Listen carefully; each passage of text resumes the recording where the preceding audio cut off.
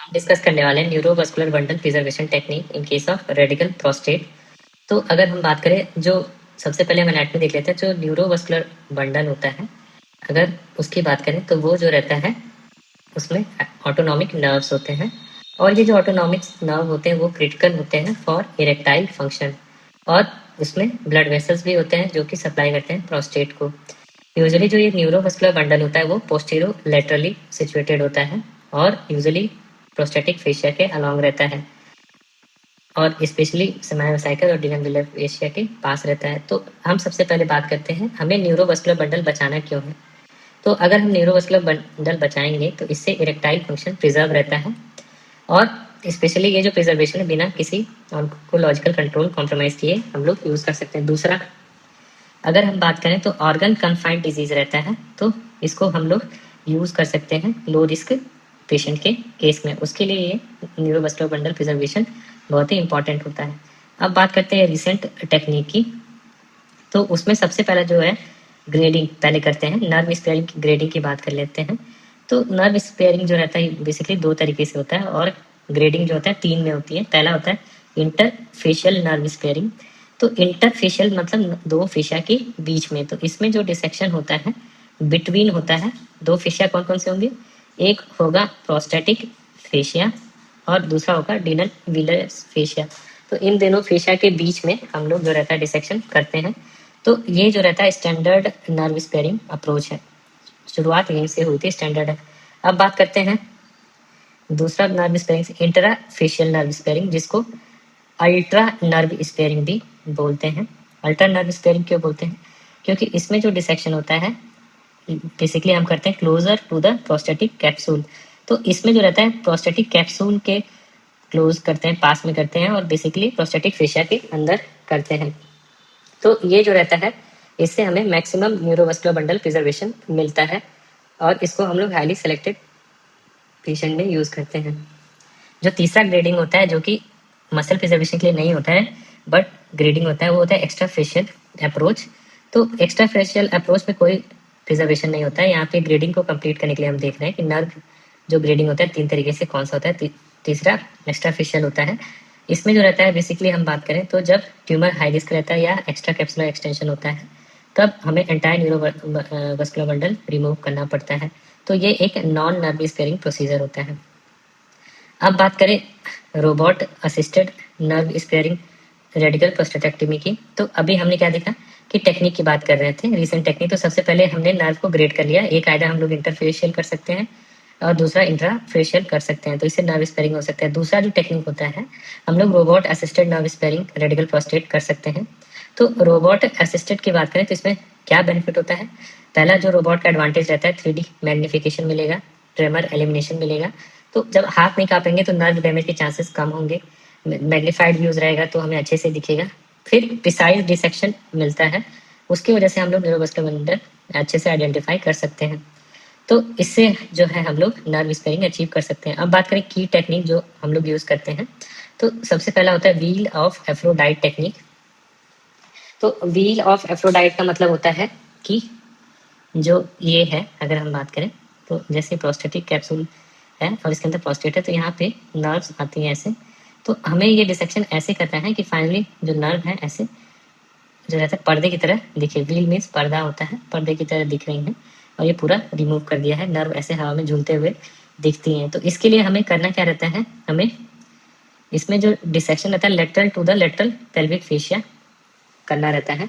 जब हम dissection lateral to the lateral pelvic fascia करेंगे तो जो नर्व रहेंगी, यूजुअली अगर हम बात करें ये जैसे प्रोस्टेट है ऐसे ट्रायंगुलर, तो इसमें जो ये नर्व रहेंगी यहाँ पे ऐसे फ्रीली हवा में झूलते हुए दिखेंगे। तो व्हील ऑफ एफ्रोडाइट होगा।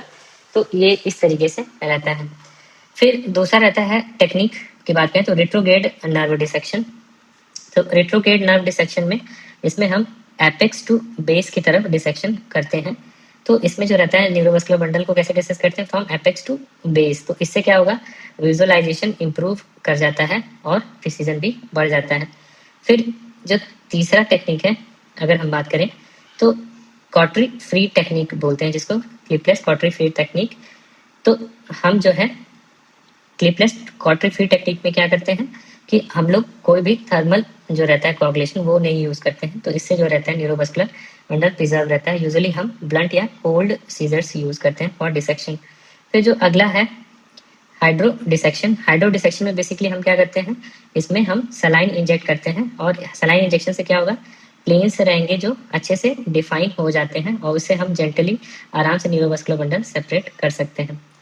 फिर अब रोबोट के बाद जो तीसरा टेक्निक है वो है इंट्रा ऑपरेटिव नर्व मॉनिटरिंग।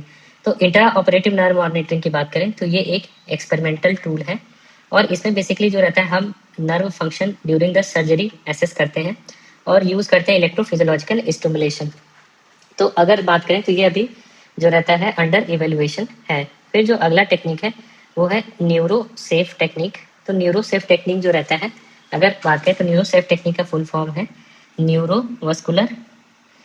तो न्यूरो का मतलब हो गया न्यूरोवस्कुलर, फिर एस से हो गया स्ट्रक्चर, ए से हो गया एडजेसेंट फ्रोजन सेक्शन एग्जामिनेशन। तो neurovascular structure adjacent frozen section examination. तो इसमें बेसिकली कुछ करना नहीं रहता है, बहुत ही सिंपल टेक्निक रहता है।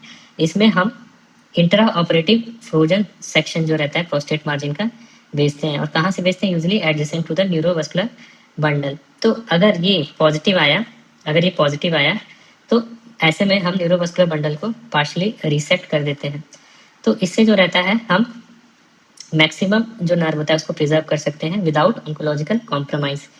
फिर जो अगला टेक्निक होता है वो होता है MRI guided nerve sparing planning.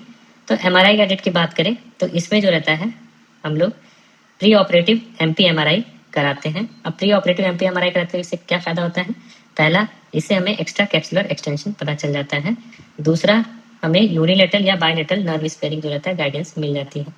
तो अब हम देख लेते हैं टोटल 5 टेक्निक जो हमने देखा था। तो टोटल 5 टेक्निक होते हैं नर्व प्रिजर्वेशन के। पहला होता है नर्व टेक्निक को ग्रेड करना, इसमें हम लोग पहला ग्रेड करते हैं इंटरफेशियल और इंट्राफेशियल, इस तरीके से कर सकते हैं। फिर जो दूसरा रहता है रोबोट असिस्टेड हम लोग जो रहता है रेडिकल प्रोस्टेट कर सकते हैं, और इसका एडवांटेज ये रहता है कि हमें 3D मैग्निफिकेशन मिलता है, ट्रेमर एलिमिनेट हो जाता है और प्रिसीजन मिलता है फॉर डिसेक्शन।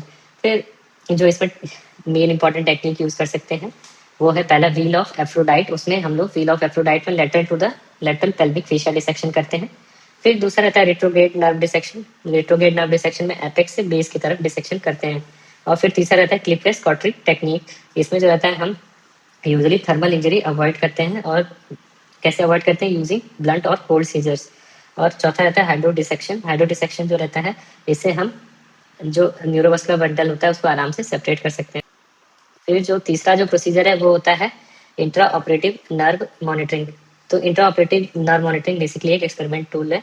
और चौथा है neuro safe technique. Neuro safe technique में हम लोग न्यूरोमस्कुलर स्ट्रक्चर जो रहता है उसका कैसे प्रिजर्व करते हैं, by sending the frozen section prostate margin जो एडजेसेंट होता है न्यूरोमस्कुलर बंडल को, उसको हम लोग फ्रोजन सेक्शन भेजते हैं। तो पांचवा टेक्निक जो रहता है MRI guided nerve sparing planning करते हैं। तो आउटकम क्या होता है न्यूरोमस्कुलर बंडल प्रिजर्वेशन का, तो टोटल 4 चीजें जो रहते हैं इंप्रूव हो जाती हैं। पहला अगर हम बात करें तो पहला रहता है इरेक्टाइल फंक्शन, वो इंप्रूव होगा। दूसरा कॉन्टिनेंस, क्योंकि अगर हम बात करें तो जो न्यूरोमस्कुलर बंडल होता है वो 3 चीजों को सप्लाई करता है। पहला होता है ब्लैडर, दूसरा होता है बाउल, और तीसरा होता है सेक्सुअल। तो ये तीनों फंक्शन जो रहेगा इंप्रूव करेंगे, तो ये जब इंप्रूव करेगा तो क्वालिटी ऑफ लाइफ भी इंप्रूव करता है।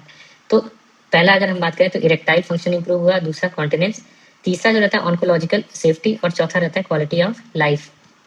तो अगर हम बात करें इरेक्टाइल फंक्शन की तो न्यूरोमस्कुलर बंडल्स की वजह से जो रहता है वो इंप्रूव हो जाता है। कॉन्टिनेंस की बात करें तो यूजुअली जो रहता है अर्ली रिटर्न होता है कॉन्टिनेंस को, क्योंकि यूजुअली जो रहता है सपोर्ट स्ट्रक्चर बचा रहता है। ऑन्कोलॉजिकल सेफ्टी की बात करें तो मेंटेन्ड रहता है, quality of life significantly better हो जाती है। तो अब बात करते हैं इंडिकेशन ऑफ नर्व स्पेयरिंग, किसमें हमें नर्व स्पेयरिंग करना चाहिए। तो टोटल 4 इंडिकेशन होते हैं अगर बात करें तो। सबसे पहले अगर देखा जाए तो हमें सबसे पहले प्री ऑपरेटिव जो रहता है इरेक्टाइल फंक्शन इंटैक्ट है कि नहीं चेक कर लेना चाहिए, क्योंकि हम न्यूरोमस्कुलर बंडल प्रिजर्व इसीलिए कर रहे हैं कि उसका इरेक्टाइल फंक्शन जो है वो प्रिजर्व करना है। पहले सही नहीं है तो फिर करने का कोई मतलब नहीं है। दूसरा पीएसए जो है वो लेस देन 10 होना चाहिए। ग्लीसन स्कोर जो रहता है 6 और 7 तक ही हम करते हैं, तो 6 और 7 ग्लीसन स्कोर तक ही करते हैं। तीसरा अगर हम बात करें तो एमआरआई पे कोई भी एक्स्ट्रा कैप्सुलर एक्सटेंशन नहीं होना चाहिए। और चौथा है अगर हम बात करें तो कोई भी पैल्पेबल इंड्यूरेशन नहीं मिलना चाहिए एट न्यूरोमस्कुलर बंडल रीजन।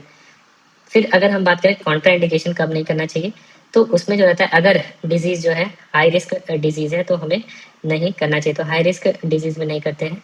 दूसरा, अगर हमने एमआरआई कराया है या बायोप्सी कराया है तो उसमें अगर एक्स्ट्रा कैप्सुलर एक्सटेंशन या सेमाइनल वेसिकल इन्वेजन मिला है तो नहीं करते हैं। और तीसरा, पैल्पेबल न्यूरोमस्कुलर इन्वॉल्वमेंट है तो भी नहीं करते हैं। तो ओवरऑल अगर हम बात करें तो यूजुअली अगर जो मॉडर्न रेडिकल प्रोस्टेट है, यूजुअली जो रहता है उसका मेन टारगेट है to maximise the oncological outcome while preserving the quality of life. तो ये चीज़ें जो रहता है बेसिकली हम कैसे अचीव करते हैं, with the help of proper imaging, intraoperative planning और नर्व स्पेयरिंग सर्जरी। तो इसके थ्रू हम करते हैं।